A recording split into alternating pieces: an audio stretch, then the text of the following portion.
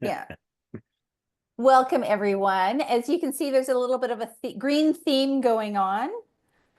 And happy St. Patrick's Day in advance. When is that? On Monday? Is it Monday? I think. Yeah, Monday. We're missing Meredith today. So it's Kerry and I have taken over. Meredith is off this week. She had a surgical procedure done and she is recovering and doing fabulously. So we have a big group. Thank you all for joining us today. And a couple of little housekeeping things before we start. In Meredith's absence, I want to share, she talked about this at last town hall, but she has a new book out, Fantastic Marketing 3.0. And guess what? It's sold out at the Builders Show. So you can get the Kindle edition online, and I think it's the hard. Hey-o! There's the book. There it is. Oh my gosh, you got one. Good job. I would have stolen that. Yeah, she didn't sign it though. I was hoping to get a signed one, but I didn't see her afterwards. It will be available in paperback on March 31st. Yep. Yeah. Awesome. And I also just need to pay special attention to Kerry. We have amongst us the sales and marketing professional of the year, Kerry Mulcrone. Congratulations, Yay. Kerry. Thank you. Thank you. Very, very deserving of the award at the Nationals this year. If you were there, it was pretty incredible. It was, So, I will tell you, deserving. It was amazing, shocking. And if you're on this today and you are one of the people that sent me all of the amazing texts and emails, tender ones, I'm just like overwhelmed through all the years. There were blasts from my past that I went, whoa. And some that were saying, and we're still using it. I thought, so 1986 is when I started, and someone's saying I'm still using your stuff. And I'm like, well, how's that working for you? Anyway, let's kick it off, Ange. Yeah, awesome. So we are talking about the Builder Show today, talking about our favorite moments, our best moments, the programs that all of us did.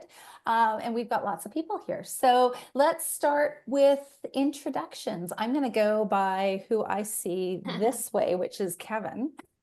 I'm Kevin Weitzel Downhouse, but in honor of the Green Day, I'm going to be known as Seamus McBueno with the Southwest Flare Free. Bueno. All right. Good one. That's awesome. If you don't know Kevin, I don't know anyone who doesn't know Kevin. And my highlight this year for the show was making officially the Novi Home shoe list. Thanks, Boom. Kevin. Way to rub it in. Sorry, Kerry. We can talk a little bit about how you get on that list, Kody. That's right. For real. Kody, what do you? Awards don't count. Apparently, sales and marketing professional of the year didn't count. Okay, now you've got in your next box, Ange. Let's go with Kody. Yeah, I'm Kody Smith, president and one of the founders of Novi Home, and obviously going to take a lot of heat in the next hour. For those of you that don't know and maybe don't know what anyone's talking about, we do a customer/partner appreciation at the International Builders Show that logistically this year was extremely tough, but we try and grab sizes and hand out custom Novi Nikes to our partners. So cool. It was so cool, Kody. Yeah. Awesome. Thank you. Tim. Yeah, well, thanks. This is my first time participating in this Builder Town Hall. So I'm Tim Bailey from the Avid division of ECI Software Solutions. Perfect. So I've been with Avid Ratings like 16 years now. Been in this industry since I was 15. But we were acquired by ECI Software Solutions in October 31st of last year, and so now I'm director of operations with that group, and Yeah, I was joking. I said like we're being at the ECI booth this year. There was as many people at the ECI booth as what our company had. Like prior. So it was quite the transition. But it's just such an amazing show. It's probably my 16th or 17th time being at the Builder Show, and and I didn't get We're any. glad you're here, Tim. I appreciate the invite, and I'm just want to be here to find out how to get the Novi shoes too, though. Right? Yeah. And Tim, you definitely got the memo to dress in green, so thank you. Well, with the last name like Bailey, there might, I won't say there's any Irish cream in my coffee, but Awesome. And Cori. Hi everyone, I'm Cori Masters. I'm currently the Customer Success Manager for Lasso CRM with ECI Solutions too. So Tim and I work together. It's great to get to know his whole team. They're all super nice. But yes, before that, I worked as an OSE for about 10 years, and I also don't have a pair of Novi shoes, so just add me to the list. 7.5, 8, depends on the day. She even gives the size. Whoa. Yeah. This is an expensive show for you, Cody. I know, right? It's just piling up for Kody. He's gonna drop off. He's gonna just Well, enter you'll it. never forget Novi Home for sure on this. Mhm. And now we've got Roland, Ange. Hang on, top of the bottom to you. It's a cracker. Is that a good Irish accent there? I'm trying to do it. Over the rainbow. What can I say there? That's my best effort in Irish accent. So yeah, I'm Rolando Nairnsey. I'm founder of New Home Sales Plus. I'm a sales coach and travel around training. So honored to be part of this panel. Thank you, and congratulations, Kerry. Just honored to be around and admire you from afar. And thank you, Kody, for the. I got the shoes last year, and the kids all think I'm on trend. They're like, "Oh, nice shoes." I've had more compliments on those sneakers than any other pair of shoes that I've owned, I think. So I missed out this year. They didn't, it didn't work out. But I'm looking forward to next year because you're going to keep me fashionable. Thank you. I think it was the best show ever. For those who didn't make it, I think it's getting better every year, which is a weird thing to say, but I think NHB really should be congratulated. The rooms were great, and it just felt comfortable, and probably the most diverse group of speakers. I listened to Cori. You were excellent on diversity, and then just listen to so many. I think the sales rally was amazing. Kimberly Mackey really, worked hard to create something different. And my favorite moment probably was John Palumbo. Spoiler alert: he came out and played the what was it, harmonica. And then ate the harmonica. It was fake the whole time, and it was cute. It was a cute moment. He's a funny guy. But yeah, I just thought it was excellent. I'm very proud to have programs and be part of this great educational panel. So there's that. Top of the morning. That's a cracker. That's it. Awesome. That's a cracker. That's awesome. For those of you who were at the show and had an education pass, in your inbox today, you would have received an email saying that all the recordings of all the shows are available. So that is up on the Builder Show site now. And now, if you were not if you didn't attend, you can still, I believe it's for purchase too. You can purchase a pass that you have unlimited access to all of the recordings, which I highly recommend. I think there's some really great content. So let's talk about the programs. And I think that's a great idea to kick that off. And I think that to start it, to follow with Roland as we get going, the one thing that was obvious and apparent there was the sentiment of the industry, that we've been there talking about retaining and sustaining and all of that. It is what it is. And everybody was just there to learn, to be positive. You had no one there looking back or afraid of looking forward. They were just encouraged and excited. So we thought that with this, that today, so that no one feels slighted or cheated, that we would get these great people that had great programs and kind of get a highlight from their program. And what they'll share with you now is either something that you felt like you really wanted to say and didn't, or something that you said that super resonated and you heard about it afterwards. And then we can have all of our note takers on this help. So Ange, why don't you go around the room and you call on people? Oh, sure. Kevin, let's start with you, because you're up at the top and right Yep. here. So this is where I'm talking about things that I didn't get to say, right? Yeah, Or that you So- love that you did. yeah, So, or that you well- really nailed something. So one is that both of I was in two sessions, one about diversity and selling to diverse groups, and the other one was about small builders and how they can adopt AI and adopt various technologies and vetting technologies. I was worried about the second one. There was not a lot of, I got to be honest, there was not a lot of prep that went into that one.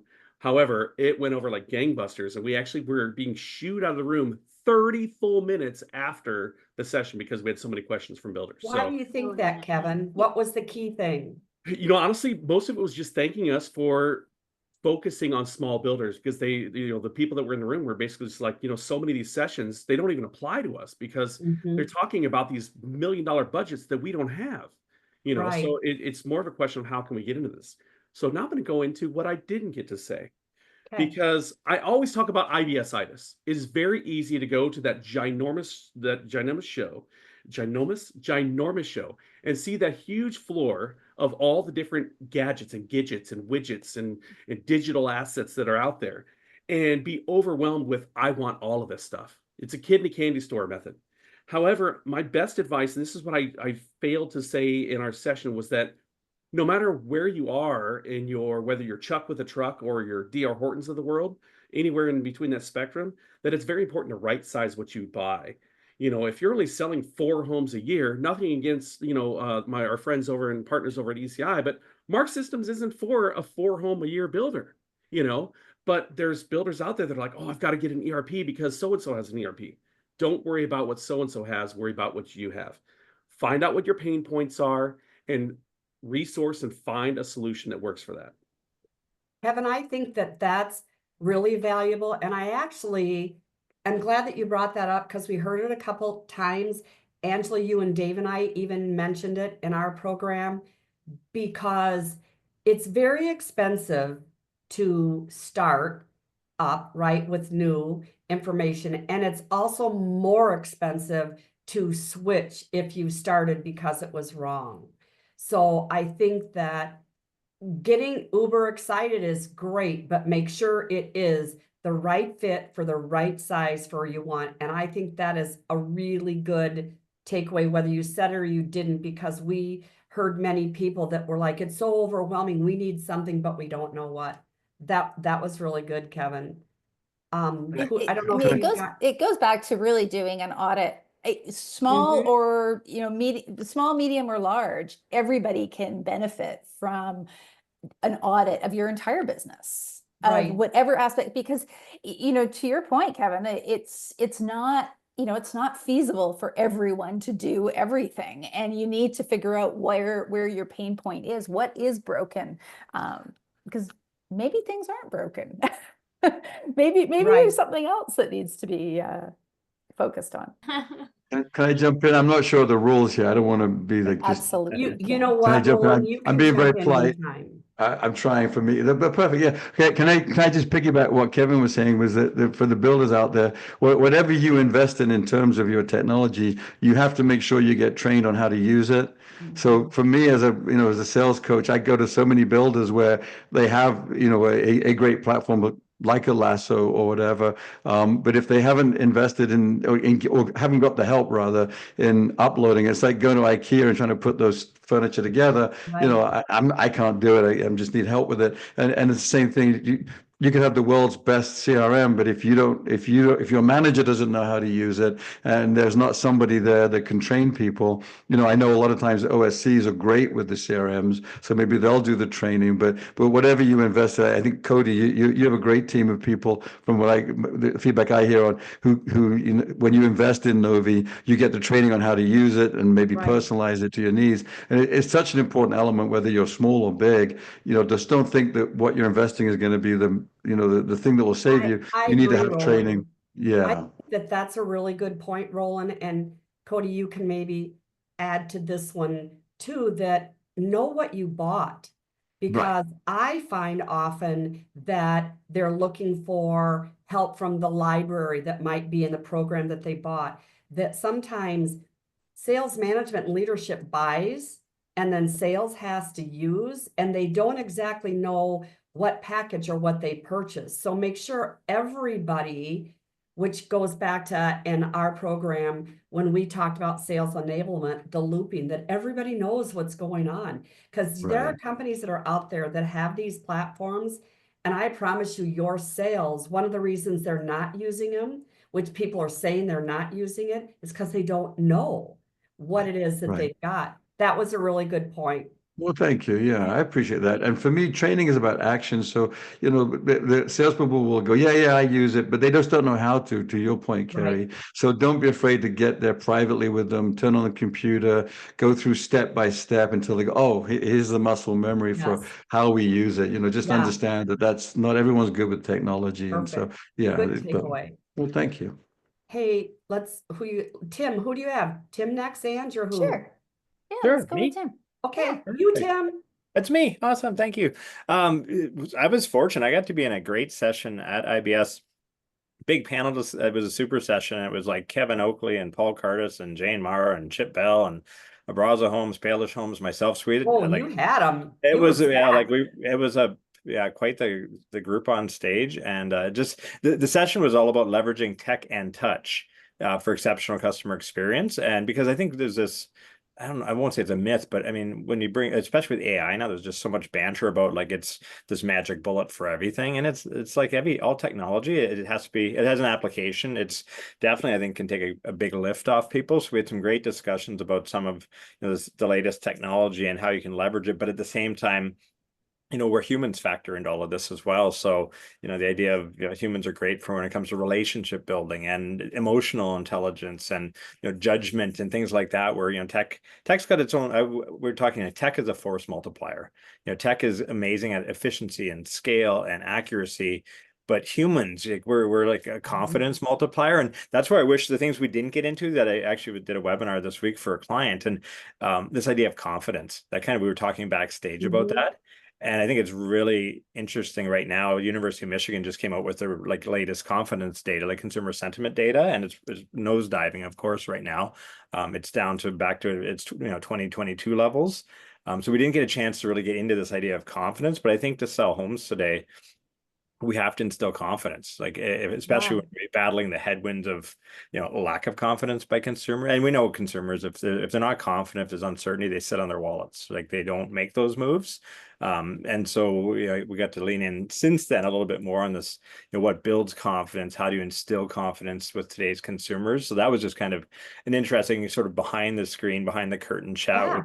Oh, led that's into really a whole great. different webinar. Yeah, a whole different webinar You know since what then. I love about that, Tim? And you just kind of alluded to it, and I did hear this in some of the hallways and things, is we always talk about building the confidence in our sales team, right?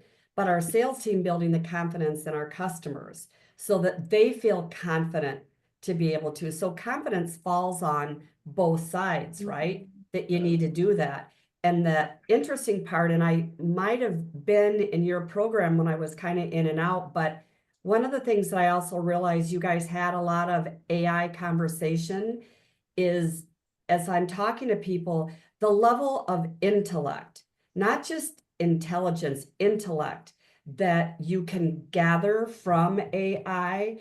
Everybody says, I don't have time for a podcast, a webinar, read a book, but you can get really smart on AI, right? Just for your own confidence. So I love that you had a takeaway on confidence to salesperson and customer. Yeah. Cori. It's funny because that was what I didn't get to say on stage too. Because I had a talk for those that weren't there. We had a talk with Terrell Turner. He was a OSC award winner last year. Amazing. He's my coworker now, so I'm super excited I get to work with him every day too.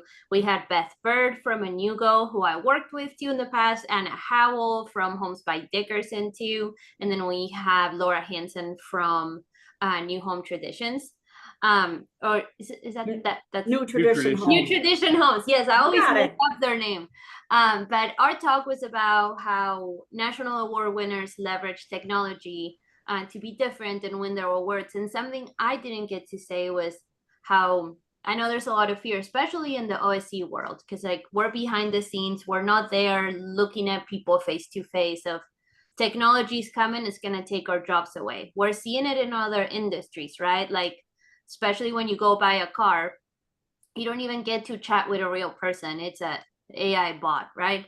But I go back to the brands and things that I love, and then I look and see handcraft things are always going to be better and they're going to be more valuable. So if you become a master craftsman at what you do, whether that is being an OSC, whether that is being a sales trainer, a salesperson, you're not going to be replaced because your personality, your confidence will shine through and differentiate yourself from an AI bot. So just become a master craftsman at what you do and don't be scared. So, you know, and we've always said, right, Cori?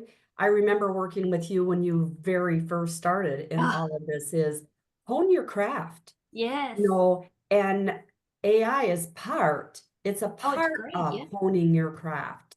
It isn't your craft. That's the difference. So that is really good because I'm really glad that someone said AI isn't taking anybody's job. What it really is going to do is make some people's jobs elevated, right, Kevin? So take it from not taking your job to it can make your job. Yeah. Cody, And you have. oh, sorry, I was just gonna say one thing, no. like especially something we talked about was if you're an OSC that's not there all the time, use AI to your advantage.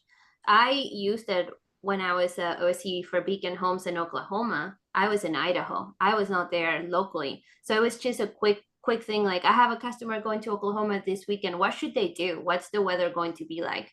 And I just used it as basically an assistant, which is what it should be, right? And then I asked it, I always ask for sources, which I think when I first used it, I didn't even think about it.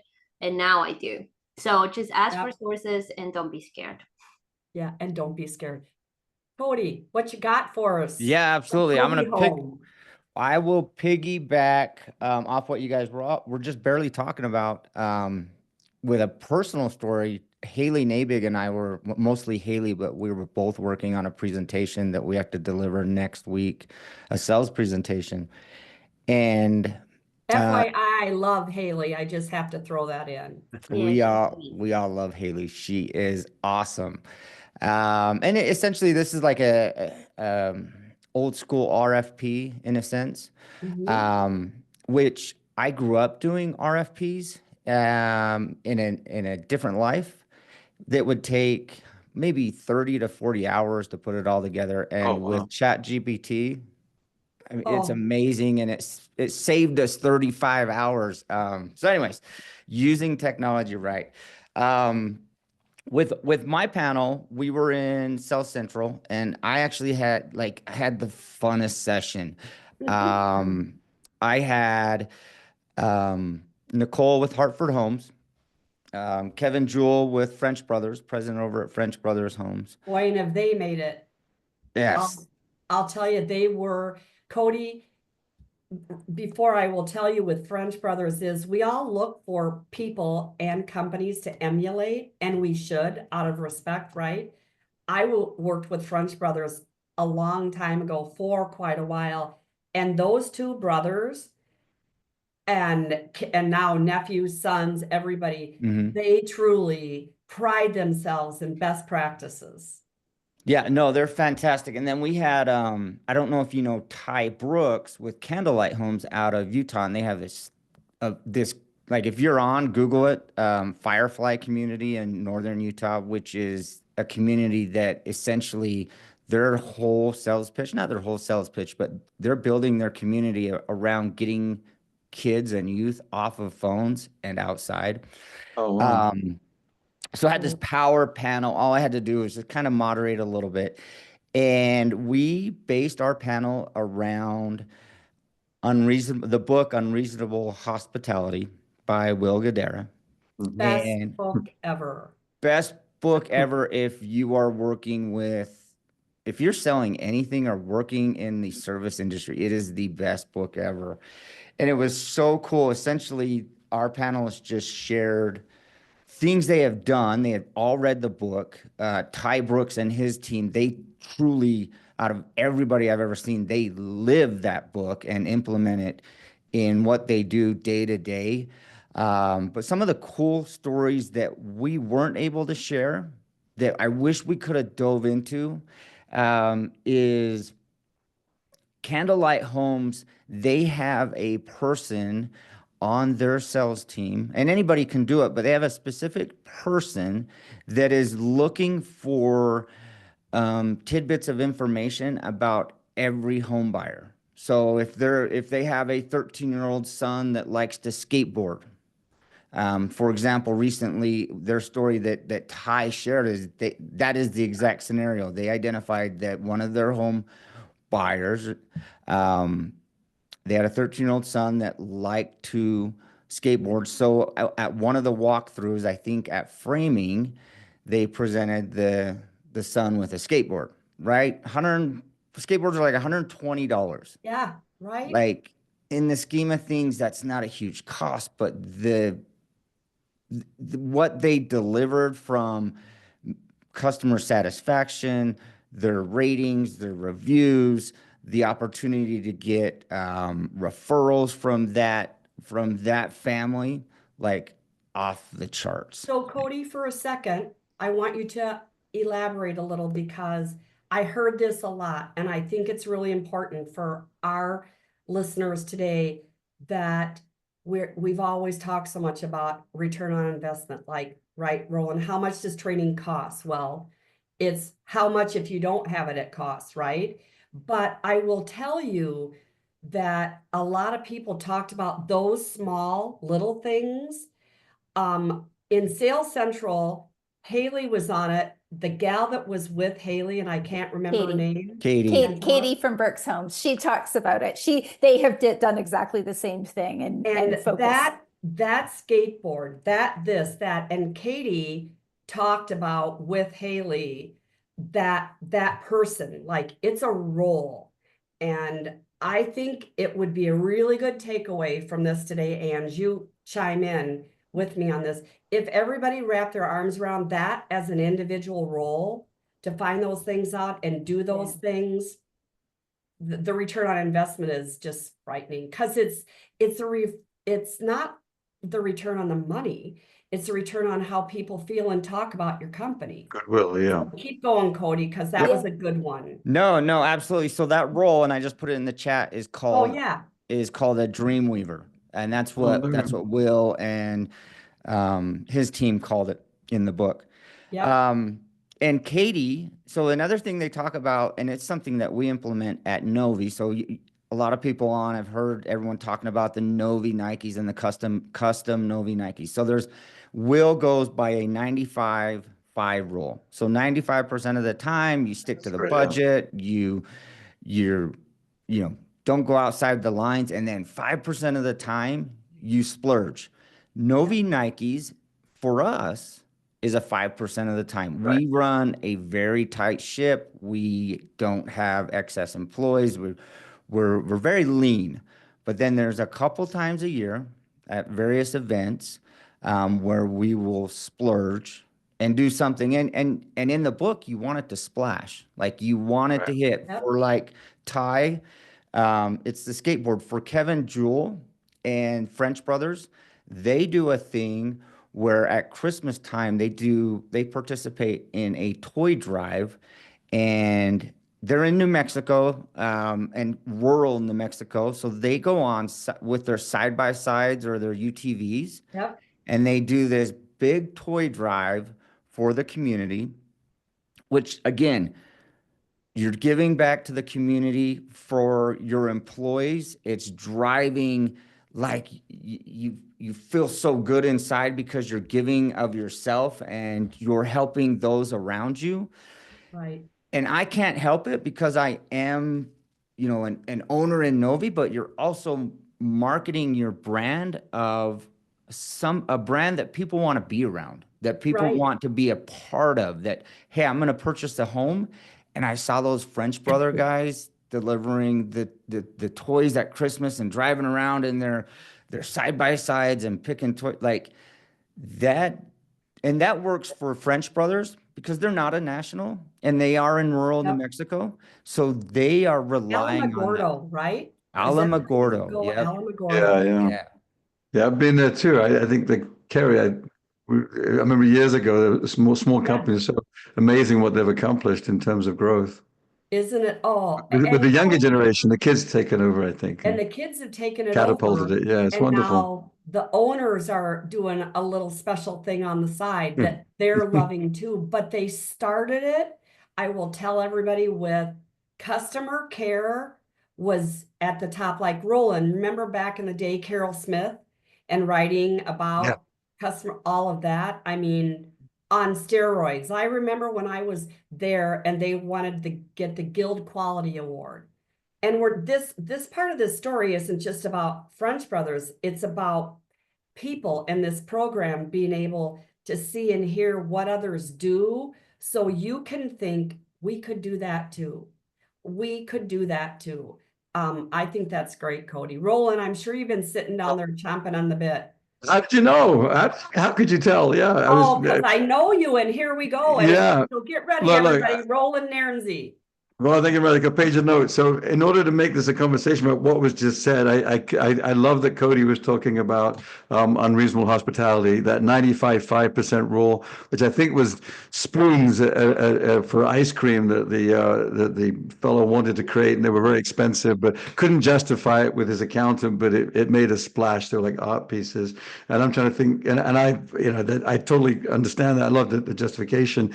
Maybe in our world, maybe it's floor plans or something that builders will have a beautiful home and then have like these floor plans that are black and white and don't look great, as opposed to investing with any one of the great companies like anybody here, where you have beautiful color brochures or digital brochures that really stand out. And maybe you can't justify it from a profit point of view. ROI doesn't make sense, but the splash that you make by doing something memorable like that is extraordinary. I live in Miami, and so some of the condominium builders down here will have brochures that cost a fortune, but you remember it. It stands out from the crowd. So I think that's a great point, that 95.5% rule. Somebody mentioned building confidence earlier, which I think that's great. We should definitely piggyback that. I didn't get to go deep on that in my program, but if anybody that has a sales team, you've got to remind the salespeople, why now? So the confidence of why now, it might seem scary what's going on externally, but it's always scary. Well, with the exception of when rates were low, but when rates were low, it was craziness out there and there was chaos. And so I just did this morning with the team. Is like, let's build urgency for why now is a great time to invest, and so pivoting into it and building confidence that that it is rates are higher, therefore prices are good, quality is up. This sounds really weird, and I don't this go in many directions, but I did some training earlier this week with a team in Canada that actually used the tariffs to get sales now because of the fear of what was around the corner. They used it. A very weird thing to say. I hadn't really seen that coming, but this one salesperson was terrific, selling homes around $1 million each. He actually got 3 agreements because he said, better do it now. Let's secure it right now. We'll lock in the price for you, which was good. No price escalation clauses, but whatever the time is, you've got to build confidence for why now is Right. something. And to add on to Roland's why now, which was also, there was flavor. And then Ange, I want you to talk about something from our program, looking at Rachel's question, is why you? Why now is well, right. static, but Yeah. then, Why am I builder? Why me? continue But for me. also why now? Yeah. So we got a question. Can I? Okay. Can I just? that- Okay. Go ahead. Go ahead. Do you have something? I just Roland? wanted to talk about my program for 1 second, if I could, which was because I was very proud of these of 3 managers that I had up there, Naomi, Brittany, and Cassie, from 3 different builders, and we were talking about collaboration within the company, and it was such an important thing to talk about. And so the one thing that if you weren't there, you wouldn't have heard us talk about is that everybody in your company should be considered part of the sales team. And so all three of those companies will invest in, we invest in training with the superintendents, of course, Design Studio. I mean, you know, Jane has a program and does a great job, but that might have been thought of. But anybody that deals with a customer care, you know, that kind of stuff, do personality training, work on listening skills, adjusting and adapting. And so that was a big thing that that I think was a takeaway for the audience, is that we normally invest only in training on, quote, the frontline salespeople. Well, hey, everyone's in the sales team. If they talk to a customer, they're part of the sales team. Good. That's a really good point, Roland. I will zip it now. Oh, you're just fine. Everybody jump in. So Rachel was talking about, and this was actually kind of our program, Ange, that a little bit of it in sales enablement was that it's not just leadership's responsibility. You know, what are the things that other departments, other people, so as an individual, what do you think you can do to give to someone on any given day that is that individual experience? So I'm going to go really quick on a story, and then I want Angela to talk, and Kevin's got something. Way back in the day, when I was selling, I sold a home to a mother who had a child that was in a wheelchair 24/7. She never got out of it.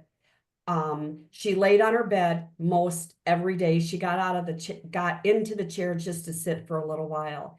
And as a salesperson, I got to know her. Her name was Katie. And at the end of all this, I'd gotten to know her, and I thought, you know, what can I do? Because no closing gift was going to be worthy of what this child should get. So I found an artist, and I painted the ceiling of her bedroom like Disney World, all of the different places at Disneyland, all the princesses, all of that. So when she laid on this bed, until the day that she left this world, she used to pretend what park she was going to that day because I had her ceiling painted. That cost me $150 to paint that child's ceiling. So this is not about big bucks, right, Kody, shoes. This is about what can you do individually. So Angela, talk a little bit about that. Well, and Kerry, how great did you feel when you did that? So it goes both ways. It was like, I still remember that little girl laying in her bed saying, today I'm going to go to the castle. Oh. I mean, so how fun is that to be able to do those types of things and have those moments? Because not only are you, you know, kind of making a difference, but you're getting that gratification, because we all like it, right? We appreciate, we like that gratification. But Rachel's question was really about, I think, if I understand it correctly, was just understanding how can someone who isn't up here make a difference down here, right? Like that. Kevin wants to go. I know. I got you on this. And here's where I come from. I come from the south side of the tracks. I am from a single mother household, dirt poor, had to work from 10 years old and up. You have to treat every single role that you have in this world as if you're the owner of the company. You have to take ownership of problems when you see them and be the solution, or be part of the solution, not be the person that just complains about everything and just, oh, woe is me, I can't change anything. Because guess what? You can. Yeah. So for you marketing managers that are out there, if you're working for a company and you have a flip phone budget in a smartphone world, that's fine. Figure out a way to work with it, because in certain markets that works. But don't be tethered to a wall with a rotary phone. Yeah. Shame on your owners if they're not giving you the budget to empower you to be excellent. However, shame on you if you don't take what they give you and implement it to your best advantage. It doesn't cost anything to use ChatGPT. There's a free version that any monkey can use. Trust me, I know how to use it, and I'm a straight up sales monkey. But yeah, it comes down to ownership. Don't be tethered to that wall with a rotary phone. If all you have is a flip phone budget, work that flip phone budget like you own that puppy and it's the last phone you're ever going to own. I love that, Kevin. I agree. Yeah. Empower yourself is what that means. So we've kind of gotten something from everybody. Kody, jump in. That's what we'll do now. Kody had a great suggestion as well, I think. What I want to do, because I have been in that spot, the shoes, the Novi shoes, if everybody thinks that just flew over like the first time I presented it, you're completely wrong. Like that was a extreme sales pitch by me. Mm. When you make the difference. So Rachel, when you make the difference, when you find your opportunity to be unreasonable and go out of the way, and Yep. you have the story, tell the story to ownership and upper level management. Make them understand, like, hey, this made a difference, and they will start to buy in. Right. Because if Kevin's right, you got to make do with what you have, but then when you have your success, don't hold that in. You got to now go in and be a Yep. little bit of a salesperson, because that's going to allow you to take the next step and to grow that. Which takes us, Kody, to another big topic that was at the show, the difference between your brand and messaging your brand. How you get it out there, how people talk, how they feel. Anybody want to jump in on what's your personal message? You know, what's your legacy? What do you want to be left behind? That award that, again, I'm so humbly shocked that I got, is that I started a few years ago talking about leading a legacy life, that it was really important to me that people that I had worked with over all of these years felt like I had given an impact, right? That was my word. I had that word from forever ago. Aw. So many of my texts said, what an impact. And I'm like, how did that happen? That's what I wanted and that's what I got. And so let's talk to you Yeah. guys in the show and about messaging. I had something. So, and it was like the second thought I had from my talk, and it goes hand in hand with this because I don't deal with VPs or people in that, like how the rest of you do. I deal with the OSCs or the salespeople, and I feel like most of the time we expect our managers to come to us and say, do you want me to apply for this award for you? And that's where I think we're wrong. We have to advocate for ourselves. If we want that, we have to come to it from a place not of ego, of like, I want this for myself, a place of, I want to be better and I want my company to get this, and I want to prove to my people why, like as an OSC, why should your sales team listen to you? Because you're an award winner OSC and you know what you're doing, right? So take care of your appointments. So if you come from that place and you advocate for yourself, hopefully your leadership will listen to you. Sometimes they don't, and that's their problem, but be there to advocate for yourself, and hopefully one day they'll listen to you. Yeah. Yeah. What do you Can I have jump? on messaging? Oh, Roland, go. Yeah. On messaging, I think that you know, we're talking hopefully out there. There's a lot of salespeople or sales managers out there, and it's that consistency of who we are and being able to explain that. So, but part of what I've always taught, and people have thought it was maybe ridiculous or not appropriate, is our builder story and who we are, and it's amazing how bad we are at that as an industry. That if you go around the country and say a salesperson, tell me your builder story, oh, that's sort of boring and dull, and why would I? Well, you have to know that you got a longer version perhaps, but you've also got your what we call like a matchbox version. You know, just explain to me, and if you can write on the back of a matchbox, you know, just quite simply, who are you? What's different about you as a builder? How are you going to benefit me? And then it's staying on message, right? We have to understand who we are and then stay on brand, and that really, it's up to the frontline salespeople to do that and communicate that, and make sure they have an impact. The story you told, Kerry, you had that beautiful mural drawn on the ceiling. That was you as either a salesperson or a sales manager. You decided to be kind to somebody and be caring. We talk about, you know, the ABCs of always being caring, but we mean it. But it's not something institutional that comes from up here. It's me as a salesperson caring about the experience, right? So, I think most salespeople like me, I've been a salesperson my whole life, we genuinely care about providing service and improving and enriching the lives and the experience of the people we're dealing with. It could be something small, you know, as having good snacks perhaps and recognizing somebody's hungry, or just caring enough to take care of them on any kind of level. But it doesn't stem from corporate. It stems from frontline sales, caring about the experience and doing the right thing and staying on brand and staying on message, and being brave enough to. What Roland's talking about, which I think if we brought this, is that it's not reimbursable investments that you want to be focused on. It's about the investments that you can make that could just be a note. that is the Right. cost of a stamp. So don't worry about what you need Right. to be reimbursed to do.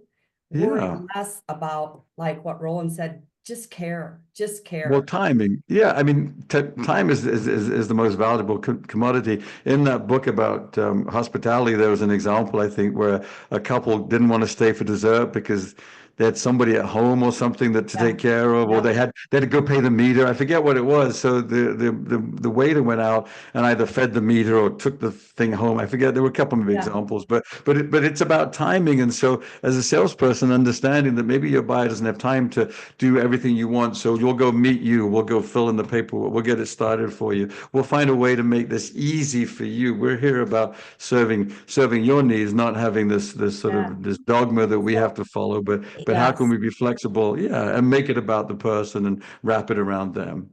It's being Agreed. interested and aware. Yeah, I mean, yeah. you know, it's so important to really focus on Right. who you're talking with and what their needs Yeah. are.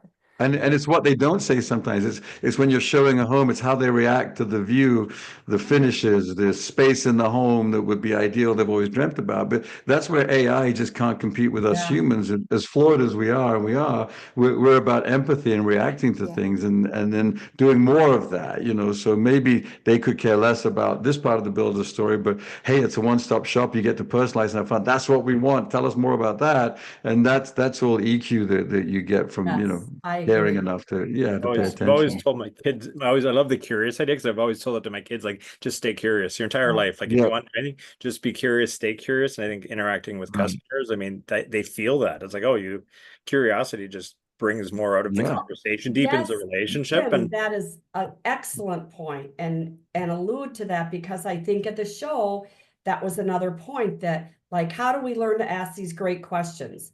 How do we turn a question into a conversation? And it's be curious to want to know more. When you want to know more, you will become more. I promise. Yeah, on the AI program I did, I actually tested AI or my chat GBT with a typical objection that I get, and it gave me really good answers. But what it never did was ask me a question of why I have that concern. Like, what are your concerns about blank? And I hope it stays that way, because it gives us humans an advantage. Here's a great story from the Builder Show for people. Chris Hartley, did anybody get to that program at all? And he told the story, and I think that this is valuable for us, especially those of us that sit in model homes, is that he needed to go find a new home because of a divorce. And the divorce was really painful for him, and it was really painful for his girls. And what made him sad was that whenever he went to look, because he was leaving what he thought would be the forever home, when he went around looking for a home, everyone acted like it's going to be so great to build a new home. You can do all this, you can do all that. His point was, it's not great. I'm doing this so I have a home for right now. It's not going to be the home. And I want to make sure, and he never got asked the why part of that part of it. And he got very emotional. It was very cool, but it made everybody in that audience realize, and I hope we can take that today from Chris, is the fact that it's not always the most exciting thing they're about to embark upon when they're looking to buy or build a new home. It is not always the most exciting thing they've ever done. So be curious, right, Tim, to find out why they're there. And maybe it's painful. Kody, what do you think? You've got I can see little rats running around up there. No, I think this is awesome. Listen, there's a reason we put this together and submitted it as a panel, because it's a topic that is easy to talk about. It's easy to A/B test. It's easy. It's not always easy to make it happen, but it's easy to put a focus on it, right? So I mean, this is part of who Novi Home is. You talked about brand and what you want to create. This is part of the culture that we are constantly working to create. I don't think we've ever I don't think we'll ever be in a place where we're like, hey, we've created this. I think we're constantly going to be striving to pay attention, Right. to watch what's going on. And listen, I love it. I have a passion You for it, test your obviously. culture. You know, do other people say about you what you think your culture is? You know, what your brand is? You know, everyone has a reputation. The real question is it the reputation you want to have?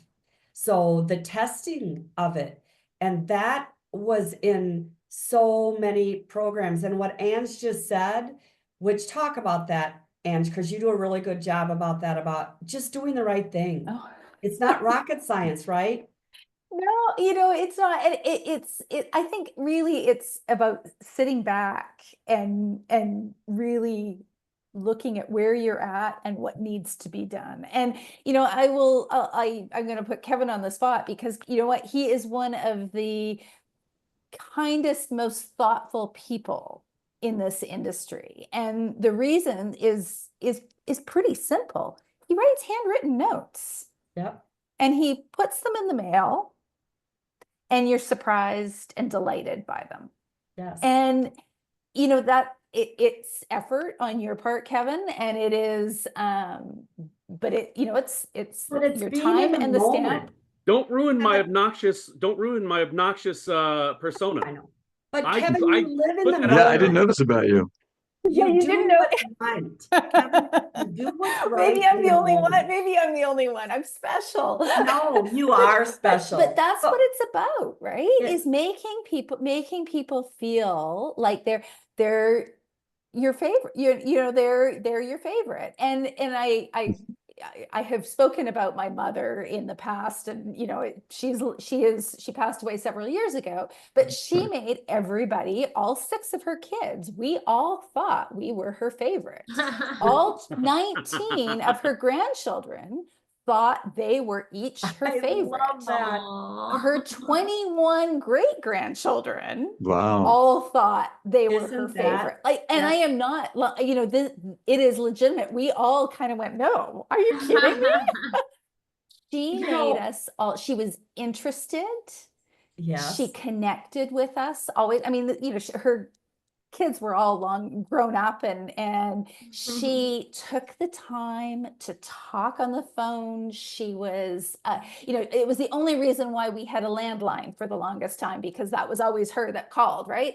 But I've learned so much from that generation and from her in just how she approached relationships, and how she kept a recipe card for everybody so that she wouldn't forget when they had birthdays, it was her own CRM. It was her CRM in a recipe box with cards that just outlined all of the details so that she could kind of impress you really with, like, oh, how is so-and-so, right? How do you remember that? Well, she had a little cheat sheet. She had it was, but we all need, we have to learn from that, and we have to take action with that. And it's in this world, what sets you apart? And those are the types of things that you can do to make an impact and build those relationships. Angela, I think so amazing. That story is so amazing. And to Kevin, to all of us as we're talking about this, is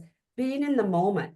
It's doing the right thing when the right thing is warranted, when it's needed most. Like the minute someone needs the note, they really needed it. And then all of a sudden the note comes. When someone needs the text, then all of a sudden it comes. So I think it's the timeliness of doing the right thing is when it just really hits you. And I know that to be true about Kevin. And I always say to people, what do people say about you when the model door closes and the car door closes? Did they say, wow, I really liked them? What did they say?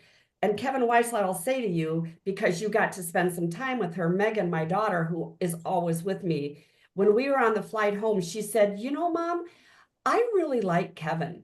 Do you like him? And she was really like, what she was doing was she was admiring your quirkiness. But she said, I really like Kevin. Do you like Kevin? How many of us work towards There she is. She's on this right now. I do like you, Kevin. There you go.